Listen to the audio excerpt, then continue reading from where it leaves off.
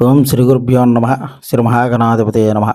రమా సమేత శ్రీ సత్యనారాయణ వ్రతకథ ప్రథమోధ్యాయ ప్రారంభ. పూర్వం ఒకప్పుడు సౌనికాది మహామునులు కొందరు నైమిసార్యంను కూడి ఉన్నవారై సూత మహామును చూచి ఈ విధంగా అడుగుతూ ఉన్నారన్నమాట. స్వామి, ఏ వ్రతము చేసినా ఏ తపస్సు చేసినా కోరిన ఫలాలు సిద్ధిస్తాయో అట్టి దాన్ని తెలుపగోరుతున్న మహానుభావ అని చెప్పి కూడా అడుగుతారు.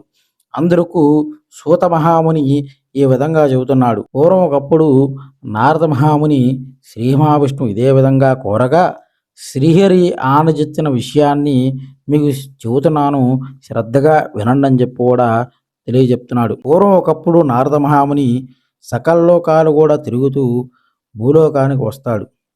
నారద మహాముని భూలోకమున మానవులు పడుచున్న కష్టాలు చూచి వీరికి కష్టాలు ఎలా తొలగిపోతాయా అని చెప్పి ఆలోచించుకుంటూ విష్ణులోకానికి వెళ్తాడనమాట.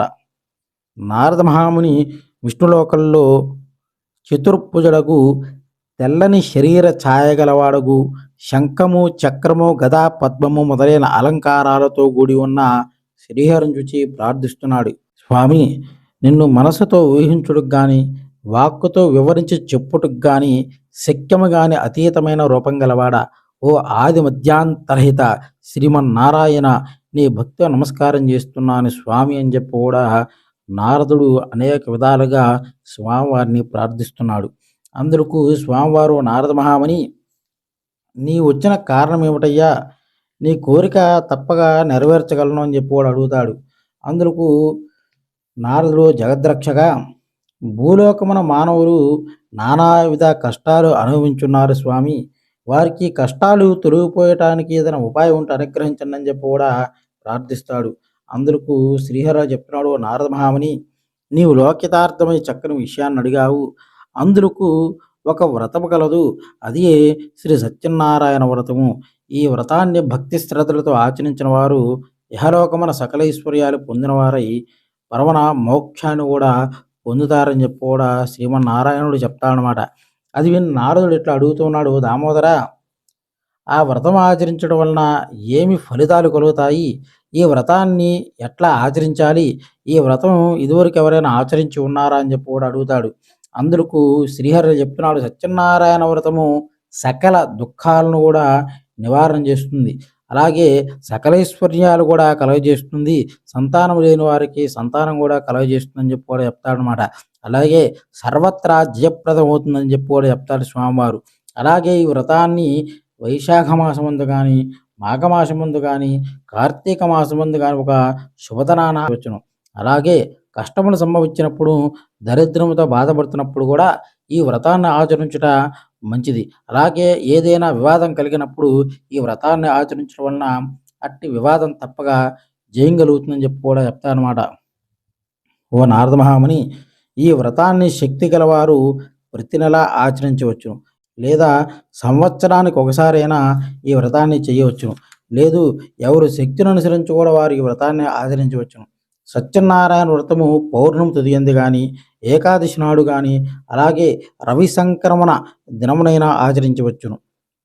సూర్యోదయంకు పూర్వం నిద్రలేచి కాలకృత్యాలు నెరవేర్చుకొని స్నాన సంధ్యానుష్ఠానాలు యథాప్రకారంగా నిర్వర్తించుకొని శుచియే నిశ్చల భక్తితో, ఓ దేవాది దేవ శ్రీ సత్యనారాయణ ప్రభు, నీ అనుగ్రహం పొందుడికై భక్తి శ్రద్ధలతో ఈ వ్రతాన్ని ఆచరిస్తున్నాము స్వామి అని చెప్పి మనస్సులో ధ్యానం చేసుకొని నమస్కారం చేసుకోవాలి.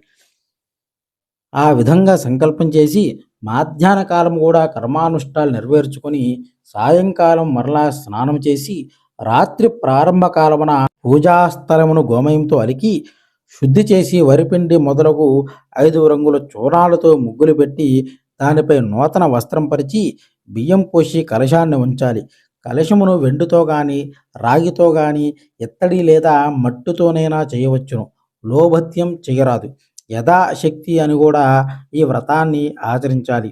ఆ కలశము మీద మరలా కొత్త వస్త్రాన్ని పరచాలి. నూతన వస్త్రం మీద శ్రీ సత్యనారాయణ స్వామి వారి యొక్క ప్రతిమను ఉంచాలి.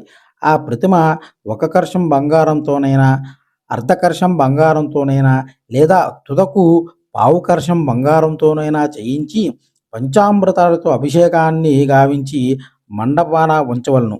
ముందుగా విఘ్నేశ్వరుని పూజ చేసిన పిదప లక్ష్మీదేవిని, విష్ణుమూర్తిని, పరమేశ్వరుడిని, పార్వతిని, అలాగే సూర్యుడు మొదలగు నవగ్రహములను, ఇంద్రాది అష్టదిక్పాలకులను, అధిదేవత ప్రత్యధి దేవతలతో సహితముగా పూజ జరిపించాలి. విఘ్నేశ్వరుడు మొదలగు 5గురు దేవతలను కలశమునకు ఉత్తరముగా మంత్రముతో ఉదక సమాప్తిగా ప్రతిష్ఠించి పూజ జరిపించవలను. అటు పిమ్మట అష్టదిక్పాలకులను తూర్పు మొదలగు 8 దిక్కుల యందు కూడా ప్రతిష్ఠించి పూజ జరిపించవలను. పిదప శ్రీ సత్యనారాయణ స్వామి వారి యొక్క వ్రతము కలశం మీద కూడా పూజ జరిపించాలి. 4 వర్ణాల వారు కూడా ఈ వ్రతాన్ని ఆచరించవచ్చును. అలాగే స్త్రీలు, పురుషులు కూడా ఈ వ్రతాన్ని ఆచరించవచ్చును. బ్రాహ్మణులు కానివారు పౌరాణికముగాని వ్రతాన్ని చేసుకొనవచ్చును. తుదకు ఏ దినమునైనా సాయంకాలమున ఈ వ్రతాన్ని ఆచరించుట కూడా మంచిది. వ్రతము చేయవారు బ్రాహ్మణులు, బంధువులు కూడా పిలుచుకొని అరటి పండ్లు, ఆవు నెయ్యి, ఆవు పాలు, గోధుమ నూక, అది లేనిచో బియ్యము, చక్కెర లేనిచో బెల్లము అన్నీ సమానముగా అనగా షేరుంబావు చొప్పున చేర్చి ప్రసాదము తయారు చేసి స్వామివారికి నివేదన చెల్లించాలన్నమాట. ఆ విధంగా నైవేద్యం జరిపిన పిమ్మట బ్రాహ్మణులకు యథాశక్తి దక్షిణలిచ్చి కథ శ్రద్ధగా విని బంధు మిత్రులతోడును బ్రాహ్మణులతోడును కూడా కలిసి భోజనం చేయవలను. సత్యనారాయణ స్వామికి ప్రీతిగా నృత్యము, గీతమును జరిపించవలను. ఇది భూలోకమున మిక్కిలి సులభమైన మార్గం అని చెప్పి కూడా సాక్షాత్ నారాయణమూర్తి నారదుడుకు చెప్పగా నారదుడు భూలోకాన ఈ యొక్క వ్రతాన్ని ప్రచారం గావించాడు. ప్రథమోధ్యాయ సమాప్త. సర్వే జన సుఖినో భవంతు, సన్మంగళాని భవంతు, నిత్యశ్రీరస్తు, నిత్యమంగళాని భవంతు.